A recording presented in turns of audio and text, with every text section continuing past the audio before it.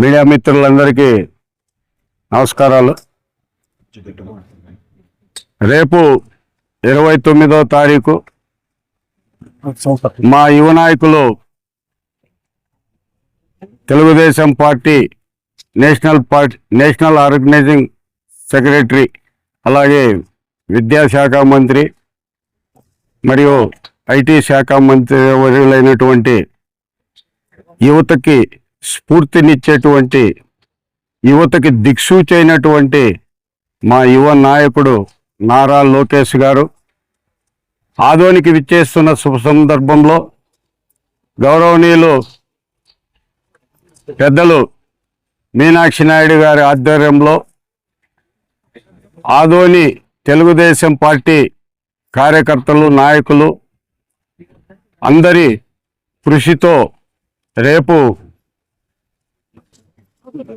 ఈ ప్రోగ్రాము నారా లోకేష్ గారిని స్వాగతం పలికే ప్రోగ్రాం కానీ, ఆ తర్వాత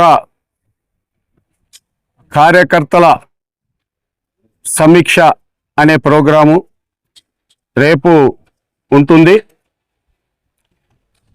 ఆదోని తెలుగుదేశం పార్టీ కార్యకర్తల బాధలను గత 10 రోజుల నుంచి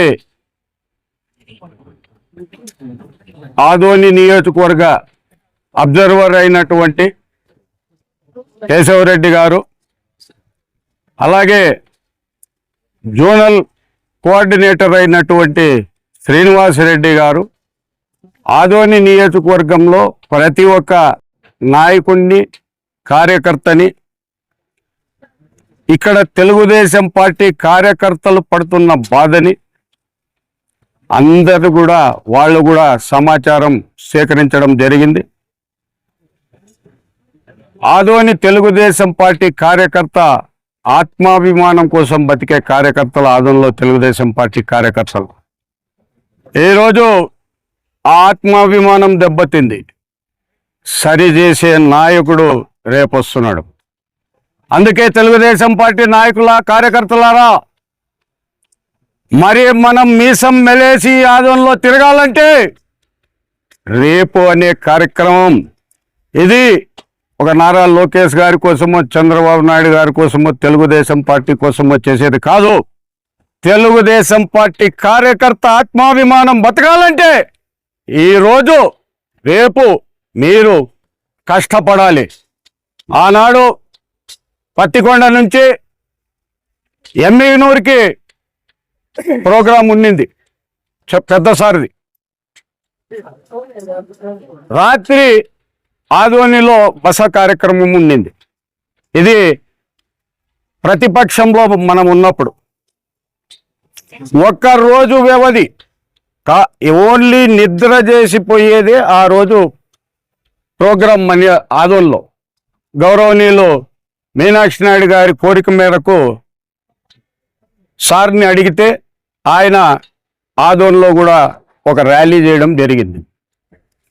ఒక్కరోజు వ్యవధిలోనే ఆదోని ఇసుకేస్తే రాళ్ళంత మంది జనం ఆ రోజు మీనాక్షి నాయుడు గారు చేయగలిగినారు. ఆ ఒక్క విషయాన్ని పార్టీ ఆఫీసులోనే మన ఈనాటి ముఖ్యమంత్రి అయినటువంటి గౌరవనీయులు చంద్రబాబు నాయుడు గారు వివరించడం జరిగింది. ఆ రోజు నుంచే ఆంధ్రప్రదేశ్లో ఒక కొత్త ఒరవడి అనేది కొనసాగింది. అలాగే తండ్రికి కానుక ఇచ్చాం ఆదోని నియోజకవర్గం నుంచే. ఇవాళ కొడుకు వస్తున్నాడు, కాబోయే ముఖ్యమంత్రి భవిష్యత్తులో ఆయన మళ్ళీ ఆదోని నుంచే తెలుగుదేశం పార్టీ కార్యకర్తలు, నాయకులు మరి లోకేష్ బాబు గారికి కూడా చంద్రబాబు నాయుడు గారికి ఇచ్చినంత గిఫ్ట్ మనం ఇవ్వాలంటే ప్రతి ఒక్క కార్యకర్త, నాయకుడు కష్టపడి రేపు కార్యక్రమం సక్సెస్ అయ్యే వరకు మీరు పోరాడాలి. ప్రతి ఒక్కరి దగ్గరికి వెళ్ళాలి. మన పార్టీ చేసిన సేవలను, మన నారా లోకేష్ బాబు గారు రాష్ట్రాన్ని డెవలప్ చేసే దాంట్లో ఆయన పోరాట పటిమ కానీ, ప్రతి ఒక్క నియోజకవర్గంలో కార్యకర్తల్ని సమన్వయం చేసుకుంటూ కార్యకర్తలు బాగోగులు చూసే నాయకుడు మనకు వస్తున్నాడు. కాబట్టి మన కార్యకర్తల, నాయకుల బాధలన్నీ కూడా జోనల్ కోఆర్డినేటర్ గారు అబ్జర్వర్ గారు వాళ్ళు ఆల్రెడీ లోకేష్ బాబు గారికి సంక్లిప్తమైన సమాచారం ఇచ్చినారు.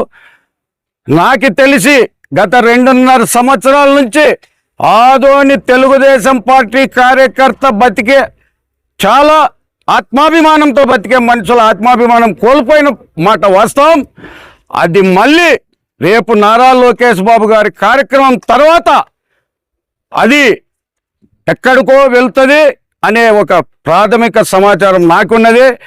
మరుసటి రోజు నుంచి 30వ తారీఖు నుంచి ఆదోని తెలుగుదేశం పార్టీ కార్యకర్త మళ్ళీ మీసం వెలివేసే పరిస్థితి వస్తుందని ఆశిస్తూ ఆ రకంగా మా యొక్క కార్యకర్తలకి నాయకులకి న్యాయం చేస్తాడని మా లోకేష్ బాబు గారు చేస్తారని నేను నమ్ముతూ నేను ఒక పిలిపిస్తున్నా. పెద్ద ఆయన ఆదేశాల మేరకు ప్రతి ఒక్క తెలుగుదేశం పార్టీ కార్యకర్తకి నాయకులకి పిలిపిస్తున్నాం. మీరు టోటల్గా మన యొక్క పార్టీ అభిమానులైతేనేవి ప్రజలతో మన పార్టీ నుంచి మన ప్రభుత్వం నుంచి ప్రజలతో లబ్ధి పొందిన వాళ్ళందరికీ కూడా మీరు సమాచారాలు ఇవ్వండి. రేపు భారీ ఎత్తున ఆదోని నియోజకవర్గానికి ఆదోని ప్రజలు తెలుగుదేశం నాయకులు తరలి రావాలి. ఇంకో ముఖ్య సూచన పెద్దాయన మీనాక్షి నాయుడు గారు చెప్పింది, ఎంత పెద్ద లీడర్ అయినా చిన్న కార్యకర్త అయినా పసుపు అంగి వేసుకొనే రావాలి. పసుపు అనేది మన పార్టీ చిహ్నం. ఎంత పెద్ద లీడర్ అయినా కూడా వితౌట్ పసుపు అంగి రావద్దండి దయచేసి. ఇది ముఖ్యంగా పెద్దాయన మీనాక్షి నాయుడు గారు ప్రతి ఒక్కరికి సూచన చేయాలని చెప్పి నాకు తెలపడం జరిగింది. ఆ విధంగానే ప్రతి ఒక్క కార్యకర్త నాయకులు మీరు పచ్చంగి వేసుకొని మీ యొక్క సభ్యత్వం కార్డుని కంపల్సరీ తీసుకురావాలి. ఇక్కడ దాదాపుగా 1500-1600 మంది కార్యకర్తలు ముఖ్యమైన నాయకులు కార్యకర్తలకి ఇక్కడ కార్యకర్తల సమావేశం ఉన్నది. ఆ రోజు అప్పుడు టోటల్గా మన యొక్క బాధలు మనం పడుతున్న ఇబ్బందులు మనం రేపు చేయాల్సినవి అన్నీ కూడా మా నారా లోకేష్ బాబు గారు మాకంతా చెప్తారని ఆశిస్తూ ఆయన అడుగుజాడల్లో పెద్ద ఆయన అడుగుజాడల్లో ఆదోని నియోజకవర్గంలో తెలుగుదేశం పార్టీ ఎప్పుడు కూడా రెపరెపలాడుతుందని ఆశిస్తూ నాకు ఈ అవకాశం ఇచ్చిన అందరికీ అలాగే పిలిచిన వెంటనే వచ్చిన సోషల్ మీడియా సోదరులకు మీడియా సోదరులకు అందరికి కూడా పేరు పేరున హృదయపూర్వక ధన్యవాదాలు తెలుపుకుంటూ సెలవు తీసుకుంటాం. అది చెప్తారు రేపు నారా లోకేష్ బాబు గారు మాకున్న ప్రాథమిక సమాచారం ప్రకారంగా హెలికాప్టర్లో రావడం జరుగుతుంది. కాలేజ్ గ్రౌండ్లో హెలిప్యాడ్ కూడా అరేంజ్ చేశాము. 4 గంటలకు ఆయన 4 to 5 మధ్యలో హెలికాప్టర్ ల్యాండ్ అవుతుంది అనేది కూడా ఒక సమాచారం ఉన్నది. అక్కడి నుంచి ఈ సభా వేదిక వరకు భారీ ఎత్తున ర్యాలీ ఉంటుంది. ఇక్కడ మాత్రము ఓన్లీ తెలుగుదేశం పార్టీ కార్యకర్తల సమావేశం మాత్రమే జరుగుతుంది. మీడియా సోదరులు కూడా అందరికి కూడా ఎవరైనా మీరు రేపు నారా లోకేష్ బాబు గారిని ఏదన్నా అడగాలనుకున్నా కూడా మీరు అక్కడే ఆయన దీని దగ్గరే ఉంటుంది. ఎందుకంటే ఇక్కడ మీడియా వాళ్ళకి అలవ్ లేదు అనేది ఒకటి ఉంది. అది కూడా మీకు తెలపాల్సిన బాధ్యత ఉంది. కాబట్టి ఖచ్చితంగా రేపు రాత్రికి కూడా లోకేష్ బాబు గారు ఇక్కడే బస చేస్తున్నారు.